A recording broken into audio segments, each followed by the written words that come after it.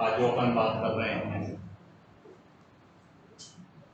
पहले व्याख्यान में भी मैंने आपसे कहा था कि 10th पास करके जो बच्चे आए हैं 11th में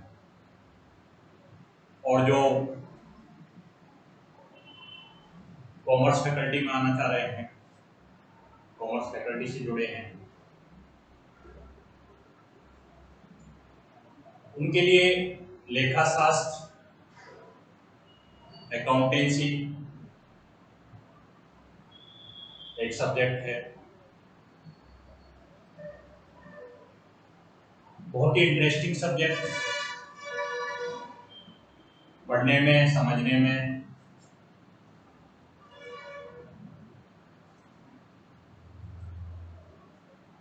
मैंने उससे पहले व्याख्यान में भी आपको बताया था कि लेखा शास्त्र से पहले पुस्तपालन,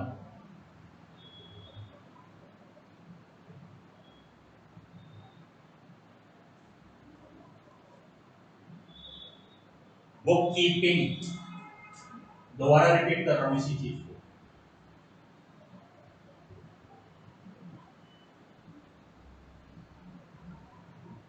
बुक कीपिंग। बुक माने पुस्तक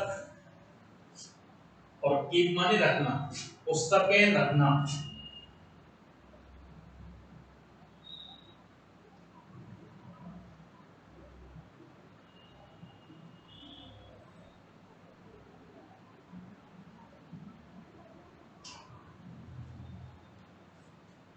लेखा शास्त्र पे जाने से पहले पुस्तपालन, अंग्रेजी शब्द है बुक कीपिंग। बुक माने अपन हम जानते हैं पुस्तक है, पुस्तक, और कीप माने होता है रखना, पुस्तकें रखना। पुस्तकें रखना, पुस्तक की जब भी हम बात करते हैं हिसाब किताब की पुस्तक,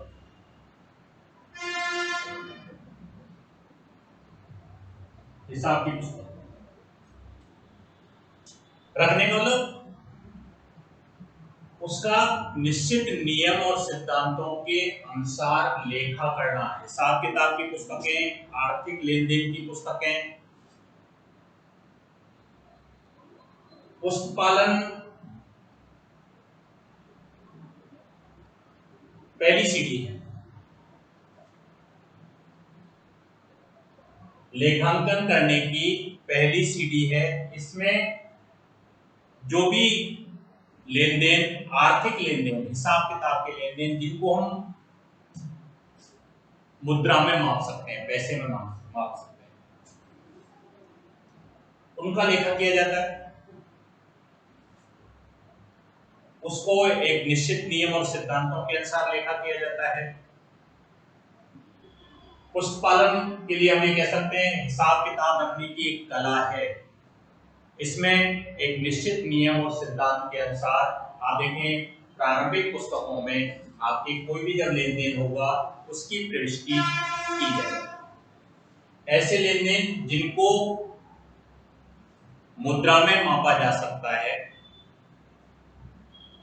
उन्हीं लेन देनों को हम पुस्तकों में लिखेंगे, उनकी हम जर्नल प्रविष्टियां करेंगे, उनकी एंट्री करेंगे, उनके हिसाब किताब को अपनी पुस्तकों में लिखेंगे। जिन लेन देनों को मुद्रा में मापन नहीं किया जा सकता, उनका लेखा पुस्तपालन के अंतर्गत नहीं किया जाता। इसमें कोई भी जो हिसाब होता है, जो मैं बार बार कह रहा हूं आपको कि आर्थिक हिसाब, जैसे मैं आपको उदाहरण दूं, 5,000 रुपए का नकद माल खरीदा। बच्चों, कितने रुपए का नकद माल खरीदा गया? 5,000 रुपए का नकद माल खरीदा। यहां पर हम देख रहे हैं ये लेन देन आर्थिक हो गया। मुद्रा से संबंधित हो गया, क्योंकि ये जो माल खरीदा गया है वो कितने रुपए का खरीदा गया है? आप कहेंगे 5,000 रुपए का नकद माल खरीदा गया है। 5,000 रुपए माल खरीदने में गए होंगे हमारे पास से। तो जब भी हम पुस्तकालन की बात करते हैं, हिसाब किताब रखने की एक बात इसमें की जाती है। इसमें लेन देनों को पुस्तकों में लिखा जाता है, प्रारंभिक पुस्तकों में लिखा जाता है। हिसाब किताब रखने की इसको पहली सीढ़ी माना जाता है। ऐसी स्थिति में जब हम बात करते हैं कि लेन देनों को पुस्तकों में लिखा जाए, कुछ शब्दों की मैंने बात की थी आपको, छोटे छोटे जो शब्द हैं वो काम आते रहते हैं हमको। अपन जो बात कर रहे हैं अब आगे,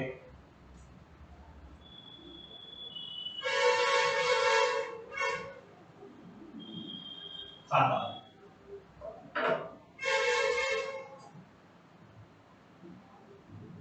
अकाउंट,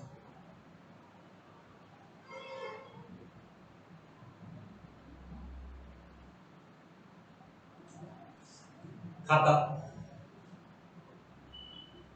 कहते किसे हैं? खाता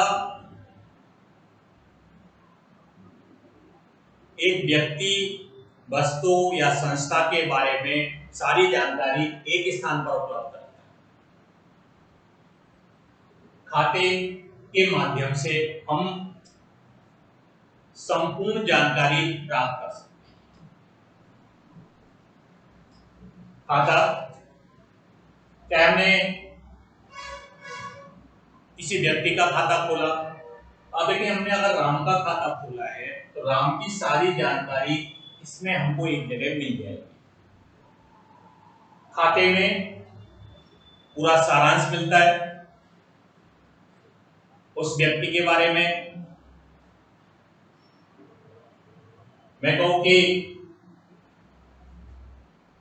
राम नाम का एक व्यक्ति है बच्चों, राम, उससे हमारे बहुत हिसाब किताब होता है, बहुत सारे लेन देन हमारे उससे होते हैं। हमारे पास उससे रुपए आए भी हैं, उसको कुछ भुगतान भी किया है, उससे माल भी खरीदा है और उसको भुगतान किए हैं। अंत में अगर हमको हिसाब लगाना हो तो हमें राम का खाता हो। जैसे आप जानते हैं हम बैंक में जाते हैं, बैंक में लेन देन करते हैं। अब बैंक में जो लेन देन करते हैं वही व्यक्ति जिनका बैंक में खाता होगा वही तो अपना लेन देन कर सकता है। बैंक हम देखते हैं व्यक्ति को खाते का एक नंबर दे देती है, उसमें रुपए जमा कराए जा सकते हैं, जमा राशि में से रुपए निकाले जा सकते हैं। अंत में बैलेंस आ जाता है कि हमारे इतने रुपए जमा। अब देखिए बैंक हमको एक पासबुक दे देता है, हमारा खाता खोल देता है, उसमें पूरा सारांश हमारे आ जाता है कि हमने कितनी कितनी तारीखों में रुपए जमा कराए, कितनी कितनी तारीखों में हमने रुपए निकाले और आज की तारीख में हमारा शेष कितना है, हमारे कितने रुपए बैंक में जमा है। ये सारी जानकारी हमको मिल जाती है। खाते की जब हम बात करते हैं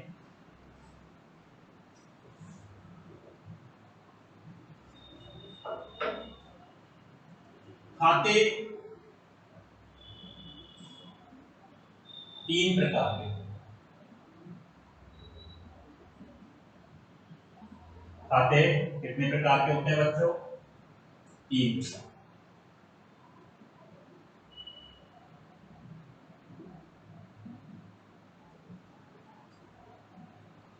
नंबर एक व्यक्तिगत,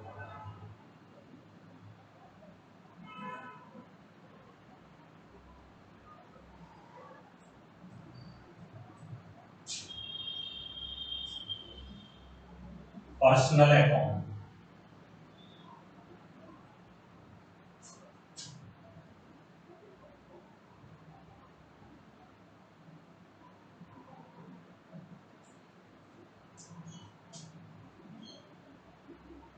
कोई हमसे पूछेगा खाते कितने प्रकार के, तो आपका क्या जवाब होगा?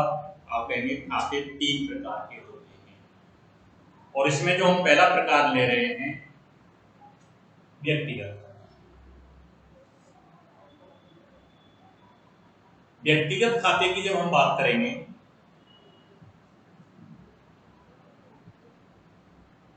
किसी भी व्यक्ति का नाम, संसार में जितने भी नाम प्रचलन में हैं, व्यक्तिगत खाते की श्रेणी। मैं क्या, व्यक्तिगत खाता, व्यक्ति, किसी भी व्यक्ति का नाम, हम कहेंगे राम, श्याम, मोहन, सीता, गीता, व्यक्तियों के नाम है। और भी बहुत सारे नाम हो सकते हैं। आपको पूछा जाए श्याम किस प्रकार का खाता है, तो आपका क्या जवाब होगा कि श्याम एक व्यक्ति है, इसलिए ये किस खाते की श्रेणी में आता है? व्यक्तिगत खाते की श्रेणी। मैं आपको कहूं हरीश किस प्रकार का खाता है, आपका क्या जवाब होगा? हरीश एक व्यक्ति है, इसलिए इसे भी हम किस खाते की श्रेणी में रखेंगे? व्यक्तिगत खाते की श्रेणी में। जितने भी व्यक्ति हैं व्यक्तिगत खाते की श्रेणी में। व्यक्तियों के नाम,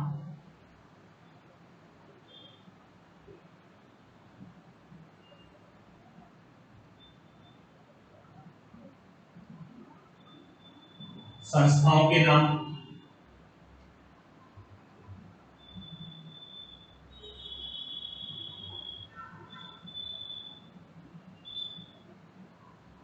संस्थाओं तथा फर्म के नाम,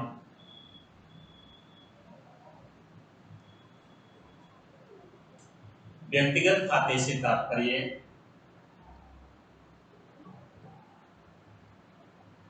व्यक्तियों के नाम, संस्थाओं के नाम, फर्म के नाम व्यक्तिगत खातों की श्रेणी में आते हैं। मैंने आपको कहा राम, मोहन किस खाते की श्रेणी में?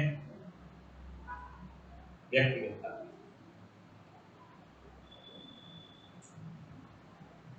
मैं कहूं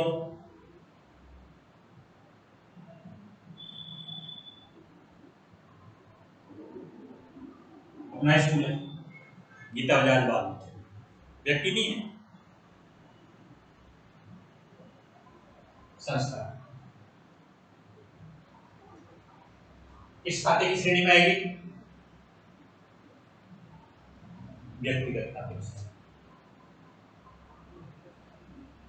आपको कहा जाए कमल एंड कंपनी, किसी भी फर्म या कंपनी का नाम किस खाते की श्रेणी में आएगा?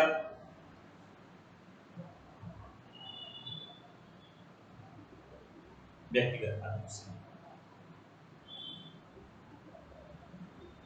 तो हम ये कहेंगे व्यक्तिगत खातों से तात्पर्य उन खातों से जो व्यक्तियों के नाम से जुड़े हुए हैं, जो किसी संस्था के नाम से जुड़े हुए हैं, किसी फर्म या कंपनी के नाम से जुड़े हुए हैं। तो ऐसी स्थिति में जो भी खाते आपके जुड़े हुए हैं, तो उनको व्यक्तिगत खाते की श्रेणी में रखा जाता है।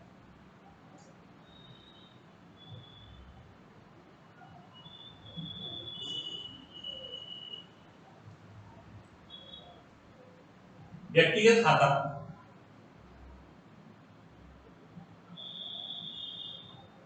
किसी भी व्यक्ति का नाम, किसी भी संस्था का नाम, किसी भी कंपनी का नाम, किसी भी फर्म का नाम,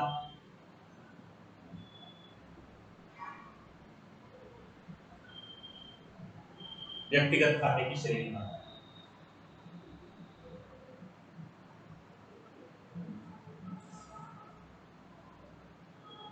कई उदाहरण अपन ने लिए।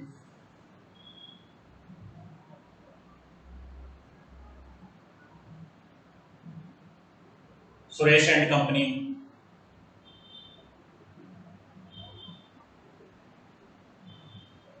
पंजाब नेशनल बैंक, हरीश का खाता, सुरेश का खाता। तो हमारा जवाब होगा किसी भी व्यक्ति के नाम, संस्था के नाम, किसी भी फर्म या कंपनी के नाम व्यक्तिगत खाते की श्रेणी में आते हैं। तो जब भी हम व्यक्तिगत खाते की बात करेंगे तो व्यक्तिगत जो खाता है इसमें ये नाम है, लेकिन हम यहां पर बात कर रहे हैं पूंजी खाता।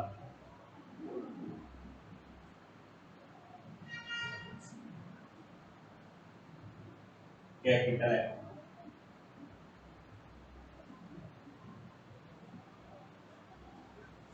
पूंजी खाता। पहली बात, पूंजी मैंने पहले भी आपको समझाया था, पूंजी किसे कहते हैं? व्यापार प्रारंभ करने के लिए जो धन, माल या संपत्ति लगाई जाती है उसे हम पूंजी कहते हैं। मानो मैं कहूं कि राम ने 50,000 रुपए से व्यापार प्रारंभ किया, इसका मतलब राम ने 50,000 रुपए नकद लगा करके, 50,000 रुपए की पूंजी लगा करके व्यापार प्रारंभ किया। पूंजी व्यापारी अपने व्यक्तिगत साधनों से जुटाता है। अगर मानो मेरे को कोई व्यापार चालू करना है, आपको कोई काम चालू करना है, उसके लिए 1,00,000 रुपए की आवश्यकता है, तो 1,00,000 रुपए आपको ही तो जुटाने पड़ेंगे। बात कर रहे हैं पूंजी किसे कहते हैं? पहली चीज तो व्यापार प्रारंभ करने के लिए जो शुरुआत में जो रुपए लगाए जाते हैं वो क्या कहलाती है? पूंजी। पूंजी व्यक्ति अपने व्यक्तिगत साधनों से जुटाता है, इसलिए पूंजी खाते को भी व्यक्तिगत खाते में शामिल।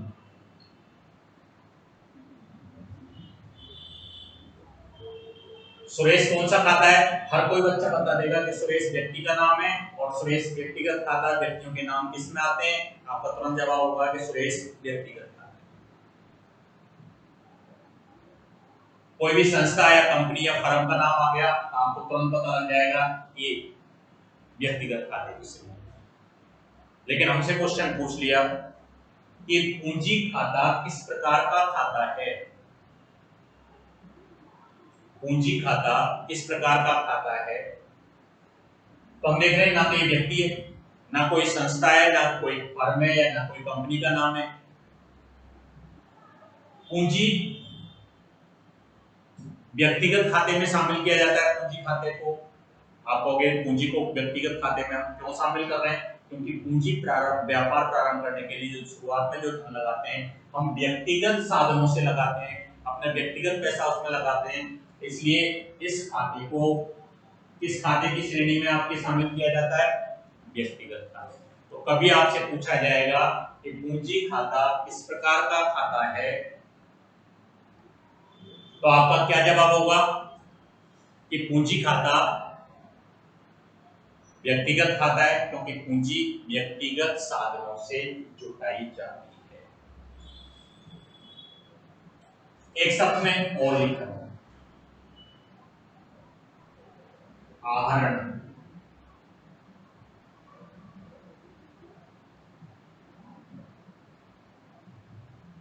आहरण ड्राइंग्स।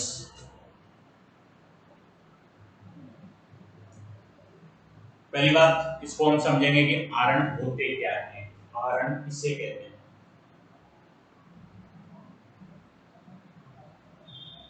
इसका जवाब ये होगा कि व्यापार में से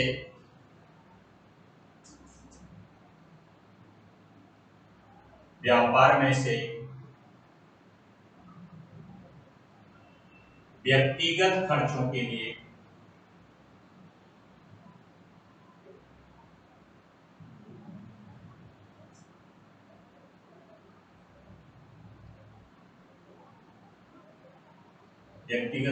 लिए रुपए या माल निकालना ही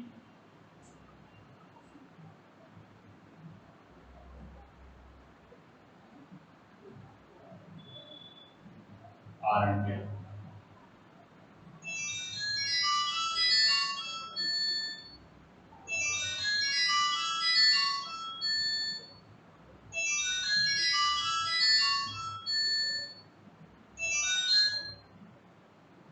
कारण कहलाता है।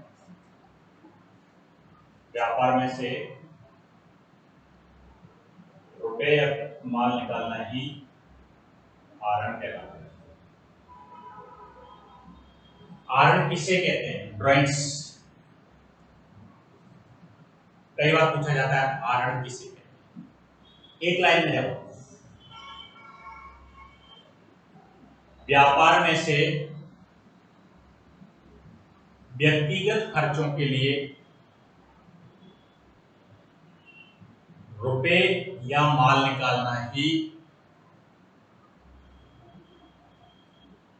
कारण कहलाता है।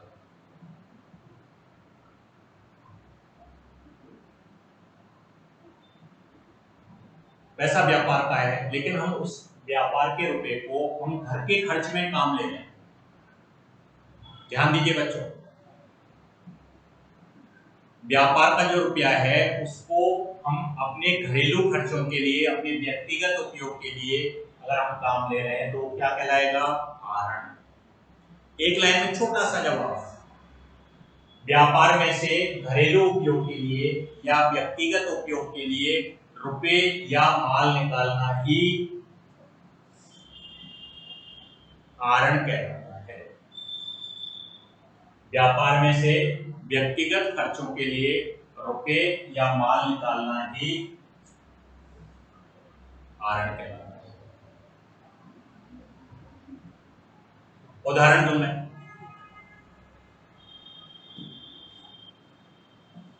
व्यापार में से 10,000 रुपए घरेलू उपयोग के लिए निकाले। व्यापार में से 10,000 रुपए घरेलू उपयोग के लिए निकाले, इसका मतलब व्यापार में से हमने कारण किए। व्यापार का पैसा हमने घर के काम में लिया है। व्यापार में से हमने अपने पुत्र के खर्चों के लिए 10,000 रुपए निकाले, इसका मतलब व्यक्तिगत खर्चों के लिए पैसा निकाला है। क्या क्या कहलाएगा? कारण। क्योंकि आरण में भी व्यक्तिगत खर्चों के लिए रुपए निकाले जा रहे हैं, इसलिए आरण को भी हम किस खाते की श्रेणी में रखेंगे? व्यक्तिगत खाते की श्रेणी में।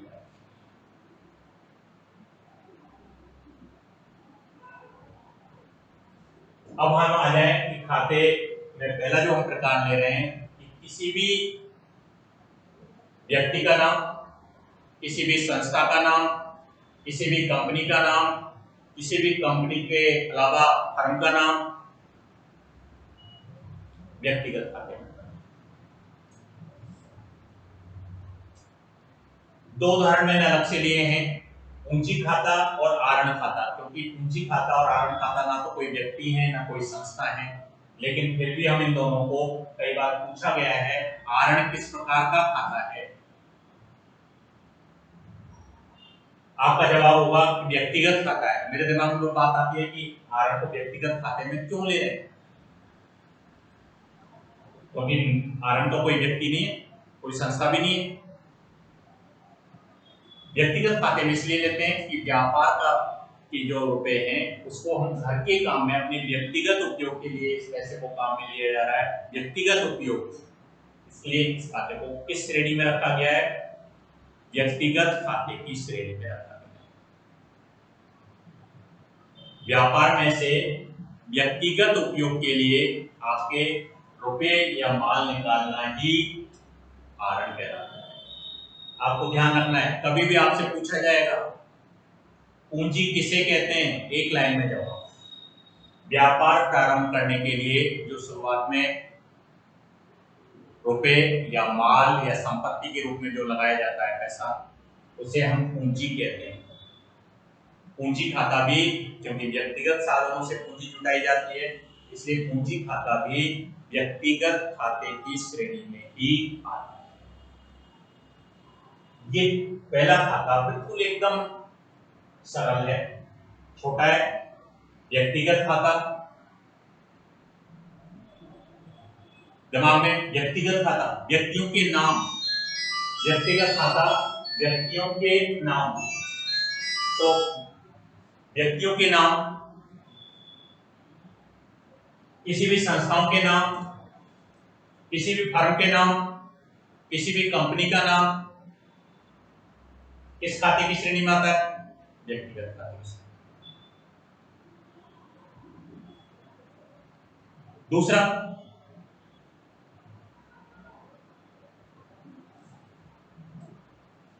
किसी भी संस्था का नाम, किसी भी कंपनी का नाम, किसी भी फर्म का नाम किस श्रेणी में आएगा?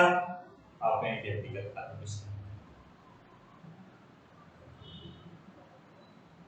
दो खाते मैंने अलग से लिए हैं, पूंजी खाता और आनंद खाता भी व्यक्तिगत खाते की श्रेणी में ही आता है, क्योंकि पूंजी व्यक्तिगत साधनों से जुटाई जाती है और आरण हम व्यापार का पैसा व्यक्तिगत उपयोग में ले रहे हैं। कभी भी कोई पूछे आपसे पूंजी किसे कहते हैं, तो आपको एक लाइन में जवाब देना है। आरण किसे कहते हैं, तो आपका दिमाग काम करना चाहिए कि व्यापार में से घरेलू उपयोग के लिए रुपए या माल निकालना ही आरण कहलाता है।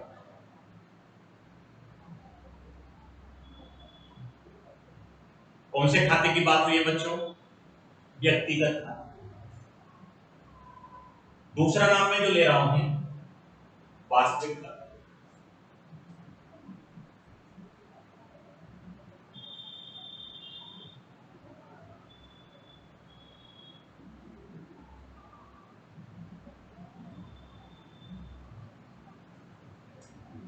पहला नाम खाते में तीन प्रकार में, व्यक्तिगत खाता और दूसरा वास्तविक खाता।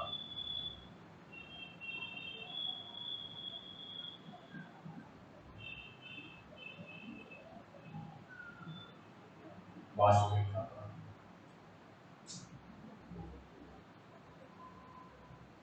Real account.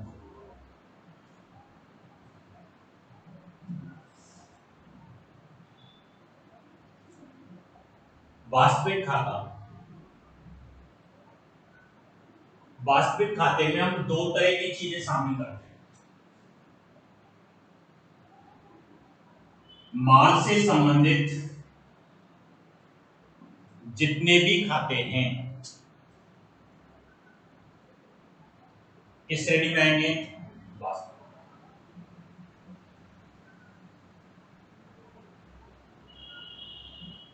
वास्तविक खाते में माल से संबंधित हम चार खातों की बात कर रहे हैं।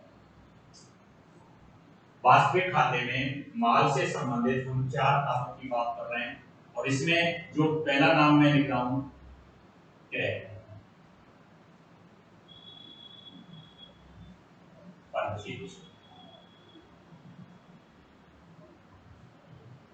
क्रय। दूसरा विक्रय।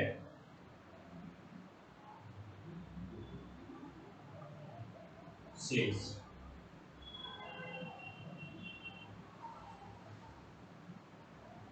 तीसरा क्रय वापसी।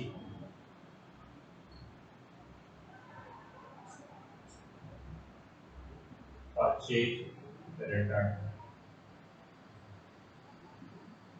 और चौथा नाम मैं लिखता हूं विक्रय वापसी।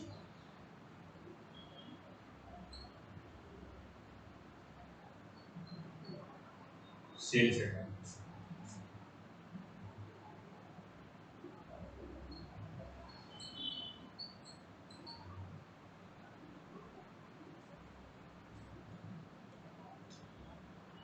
माल से संबंधित खाते आप कहेंगे किस श्रेणी में आते हैं?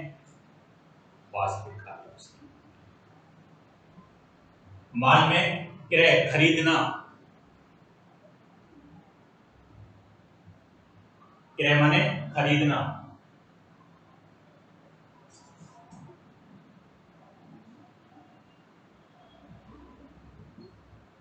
चाहे वो माल नकद खरीदें हम, चाहे उधार माल खरीदें, खरीदना क्रय करना।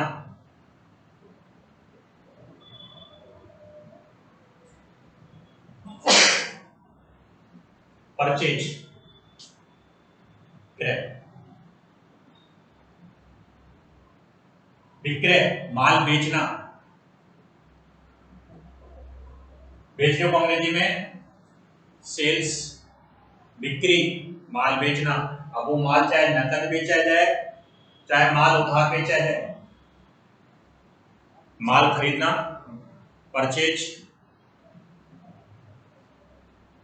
आपको पूछा जाए क्रय किस प्रकार का खाता है तो आप कहेंगे क्रय माल के अंतर्गत आता है, माल खरीदना। वास्तविक खाते की श्रेणी में आपसे पूछा जाए कि परचेज कौन सा खाता है तो हमारा जवाब होगा कि ये माल के अंतर्गत आता है और वास्तविक खाते की श्रेणी में है। विक्रय माल बेचना, अब वो माल नकद बेचा जाए चाहे उधार बेचा जाए, लेकिन हम कह रहे हैं इसमें भी माल की बात कर रहे हैं क्या। सेल्स किस खाते की श्रेणी में आएगा, वास्तविक खाते। खरीदा हुआ माल वापस करना, क्रय वापसी, माल खरीदा गया था वो खरीदा गया माल किसी कारणों से अगर वापस किया जाता है, क्रय माने परचेज और वापस करने को अंग्रेजी में कहते हैं रिटर्न। परचेज रिटर्न, क्रय वापसी, खरीदा हुआ माल वापस कर दिया हमने।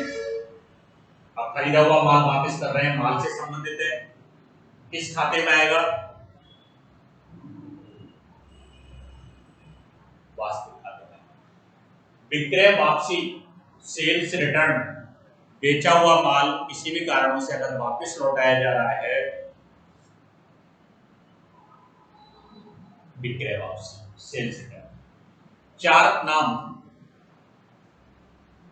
परचेज माल खरीदना, सेल्स माल बेचना, परचेज रिटर्न खरीदा हुआ माल वापस करना और सेल्स रिटर्न बेचा हुआ माल वापस करना। चारों ही खाते माल से संबंधित हैं वास्तविक खाते की श्रेणी में।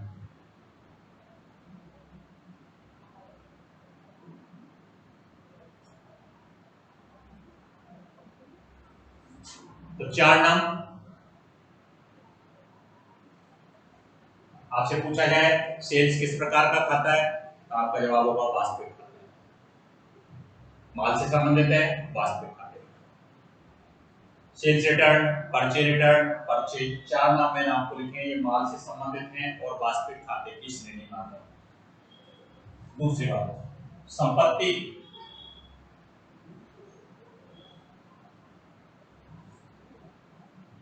संपत्तियों से संबंधित जितने भी खाते हैं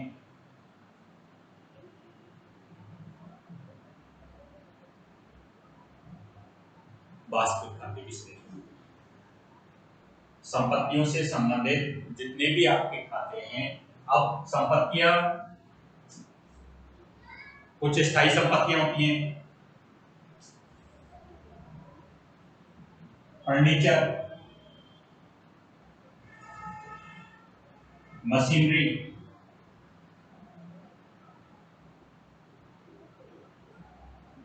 भवन, भूमि,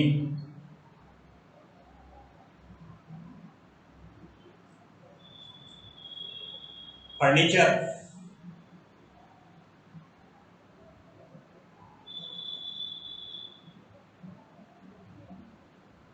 संपत्ति है और संपत्ति है इस खाते के अंतर्गत आएगा कि फर्नीचर संपत्ति है और संपत्तियां किस खाते की श्रेणी में आती हैं, वास्तविक खाते की श्रेणी में संपत्तियां आती हैं। मशीनरी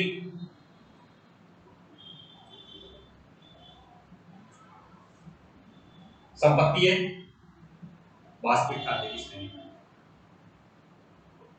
भवन, अंग्रेजी में अपन कहते हैं ना भवन को बिल्डिंग। भूमि, जमीन जिसको कहते हैं लैंड, संपत्तियां हैं और किस खाते में आएंगी, वास्तविक खाते की श्रेणी में। फर्नीचर, मशीन, भवन,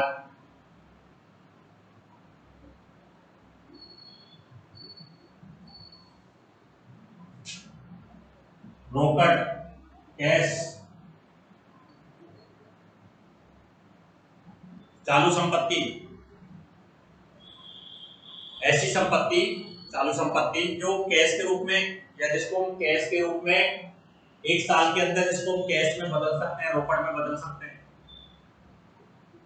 आपके पास रुपया है, संपत्ति है, वास्तविक खाते की श्रेणी में है। आपका पैसा बैंक में जमा है, संपत्ति। इसके अलावा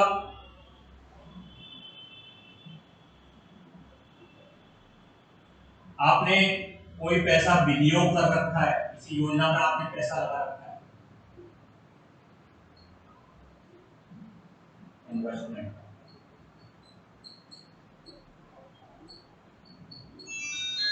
तो ऐसी स्थिति में जब हम बात करते हैं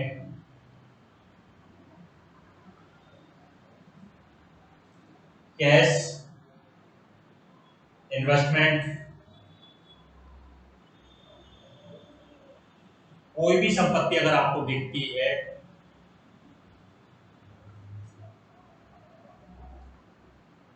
इस खाते की श्रेणी में आएगी, वास्तविक खाते की श्रेणी। संपत्तियों से संबंधित जितने भी खाते हैं, अभी हम इस कमरे में बैठे हैं, आपके सामने टेबल, कुर्सी, पंखे चल रहे हैं, आपके पास एसी है, आपके पास कार है, आपके पास मोटरसाइकिल है, संपत्तियां। इस प्रकार के खाते की श्रेणी में आएगा वास्तविक खाते की श्रेणी। फर्नीचर, अब टेबल हो, कुर्सी हो, सोफा हो, फर्नीचर। अपन देखते हैं फर्नीचर शब्द जो है अंग्रेजी में फर्नीचर, लेकिन हम देखते हैं हम फर्नीचर का जो हिंदी शब्द है वो उपस्कर है। क्या नाम है? उपस्कर, फर्नीचर। हम कभी भी शब्द का प्रयोग नहीं करते।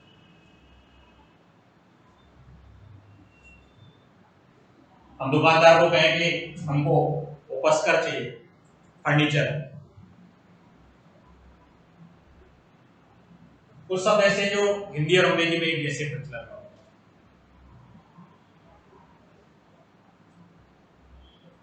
तो आपका वास्तविक खाते में आप कहेंगे वास्तविक खाते से तात्पर्य ऐसे खातों से है जो माल और संपत्तियों से संबंधित जितने भी खाते हैं, माल और संपत्तियों से संबंधित जो खाते हैं वास्तविक खाते की श्रेणी में आते हैं। वास्तविक खाते को कितने भागों में बांटा है? 2। माल से संबंधित केवल 4 उदाहरण मैंने आपको दिए हैं, खरीदना, क्रय, बेचना, विक्रय, सेल्स। खरीदा हुआ माल वापस करना, वापस करने को रिटर्न शब्द अपन प्रयोग करते हैं, खरीदने को कहते हैं परचेज, परचेज रिटर्न, खरीदा हुआ माल वापस करना। विक्रय वापसी, बेचा हुआ माल वापस करना, सेल्स रिटर्न।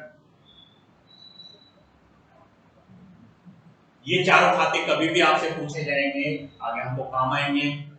मैं पूछूंगा आपसे कि परचेज कौन सा खाता है, तो आप कहोगे परचेज व्यक्तिगत खाता नहीं है। आपका दिमाग काम करना चाहिए इसमें कि परचेज माल से संबंधित है, और माल से संबंधित खाते किस श्रेणी में आते हैं? वास्तविक खाते की श्रेणी। तो 4 खाते माल से संबंधित, संपत्तियों से संबंधित जितने भी खाते हैं,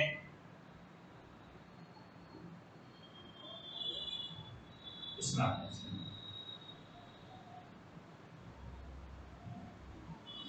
तो वास्तविक खाते की जब हम बात कर रहे हैं तो इसमें संपत्तियां ली जाएंगी। मैंने इसके कई उदाहरण दिए हैं आपको। बिल्डिंग है, लैंड है, फर्नीचर है, मशीनरी है, कार है, मोटरसाइकिल है, आपका कैश है, बैंक है।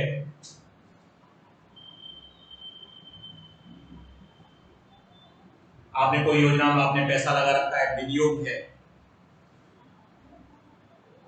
तो ये जो खाते हैं, 2 खातों की अपन ने अभी चर्चा की है आज। नंबर 1 व्यक्तिगत खाता, और दूसरा वास्तविक खाता। व्यक्तिगत खाता और वास्तविक खाता, इन दोनों को जो मैंने पढ़ाया है आप इसको देखेंगे, समझेंगे। कोई चीज नहीं समझ में आएगी, बहुत आसान। अगले व्याख्यान में हम तीसरा खाता अपन सीखेंगे। दो खातों की चर्चा पूरी हुई अभी अपनी, व्यक्तिगत खाता और दूसरा वास्तविक खाता। आप इसको पढ़ना, समझने का प्रयास करना। अब ये व्याख्यान अपना आज पूरा होता है, समाप्त होता है। धन्यवाद।